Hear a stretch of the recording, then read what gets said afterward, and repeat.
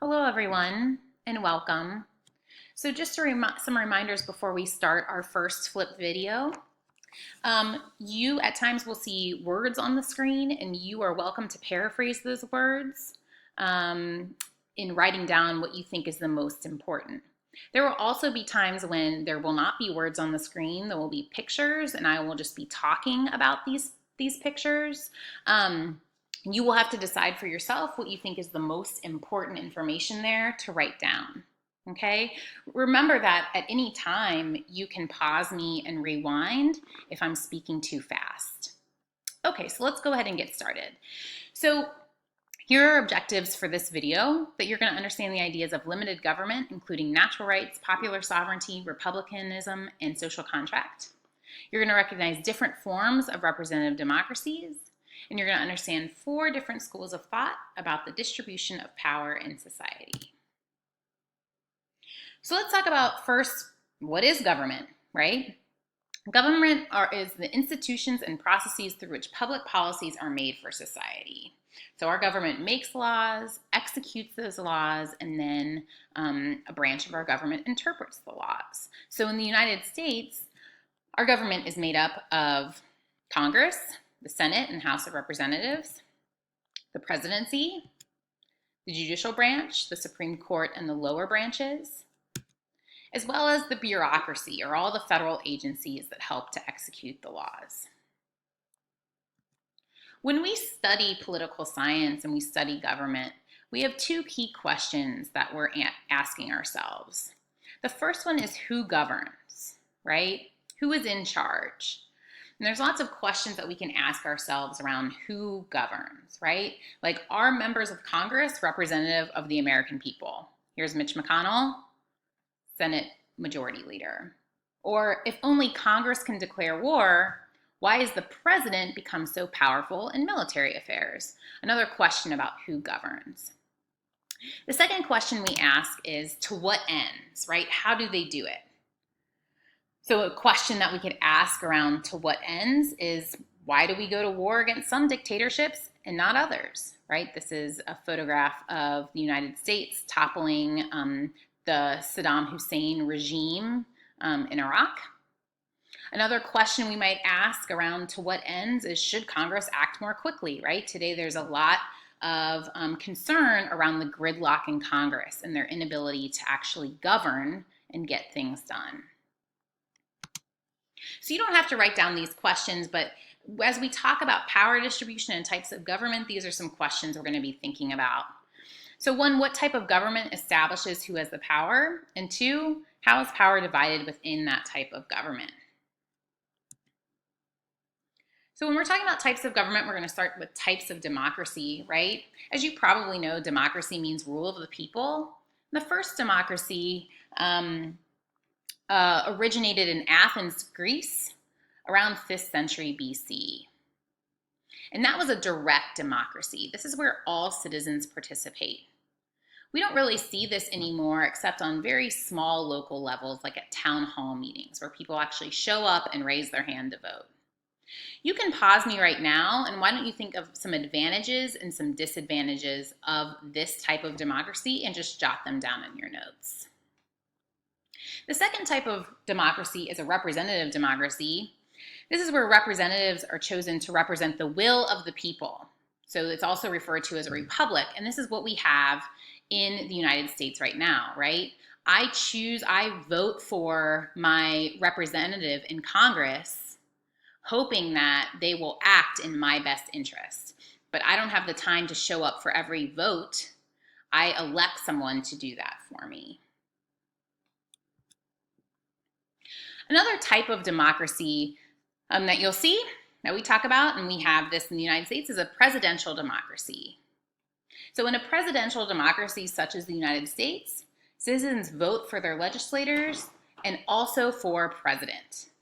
So the legislative and executive powers are thus separated, right? So we see that here, right? We have voters, and they vote for both the president and the legislature, right? Members of Congress.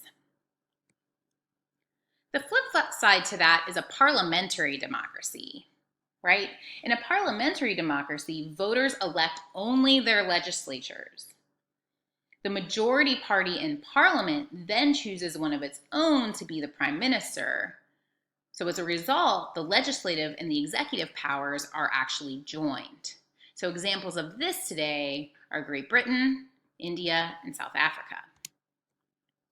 So voters elect members of their parliament who then nominate, the majority party nominates their prime minister. So let's briefly talk about some influences on American democracy.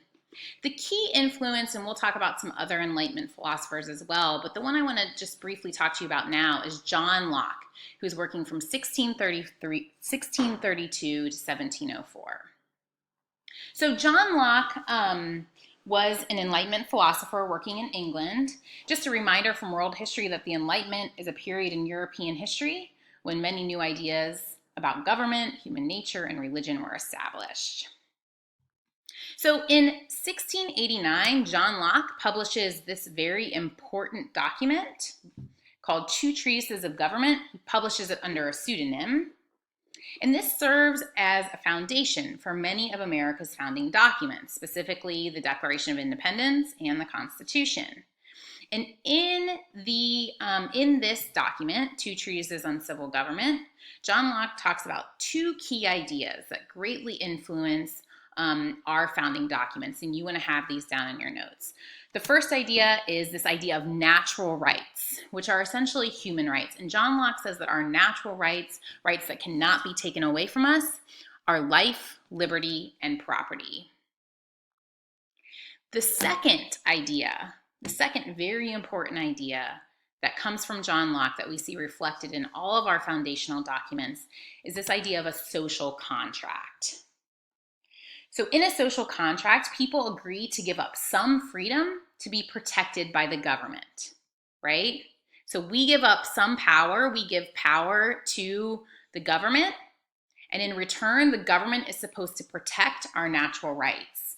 But the key part of the social contract is if the government takes advantage of the people or does not protect them, they can revolt or overthrow their government, revolt against or overthrow their government and replace it with a new government.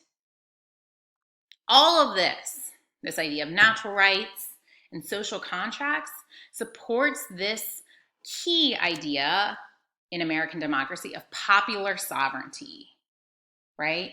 The principle that the authority of government is created and sustained by the consent of its people.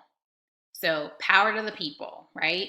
These first words of our Constitution, we the people, directly reflect this idea of popular sovereignty that comes from Enlightenment thinkers like John Locke. And this was incredibly controversial at this time. So now we're going to talk briefly about types of government, or continue our discussion of types of government, right? And we're going to shift away from democracies and talk about some other types. So we also want to mention that at this time that John Locke was writing, and at the time when our founding fathers were writing the Constitution, that all the governments in Europe at that time were monarchies, a system of government where a single ruler exercises supreme power, right? A king or a queen. There are two different types of monarchies. There are absolute monarchies. This is where the king or queen has unlimited power, and they get that power because they were born into it, right? A current day example of that is in Saudi Arabia. Saudi Arabia has an absolute monarchy, and this is their king, King Salman of Saudi Arabia.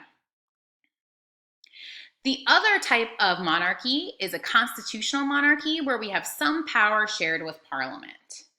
And lots of constitutional monarchies still exist today in Europe, Spain, Sweden, and Denmark, to name a few.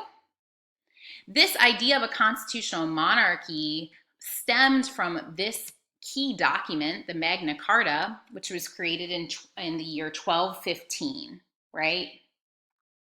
And it's one of the first attempts at creating a constitutional monarchy, where England's King John agreed to sign the Magna Carta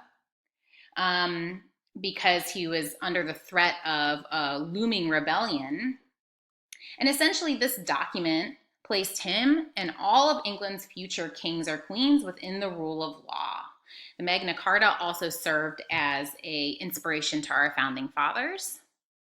Another form of government where we just have a single ruler is an autocracy.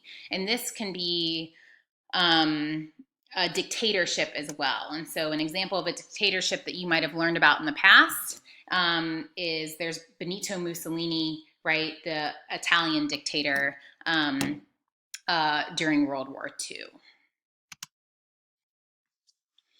Another type of government that you will hear during our course of study this year is an oligarchy. This is a form of government in which the power to rule is held by a small, usually self-appointed elite. And there are lots of different ways that we see a minority ruling over a majority. And here are some examples. You don't have to write down all of these, just pick a few to write down. I'm just going to briefly talk about a few of them, right? So we might see a theocracy. And a theocracy we have in current day Iran, right? Here's the Ayatollah. Another example is a single party state, the rule by a political elite in a single party state where there's only one political party. An example of that was Nazi Germany. A final example is communism, right? Rule by a single party based on a command economy. And an example of that we see in Mao Zedong's China. Okay, so those are all forms of oligarchy. So I am going to pause there, actually, and save this for video number 2. So thanks for listening, and I will see you soon. Bye.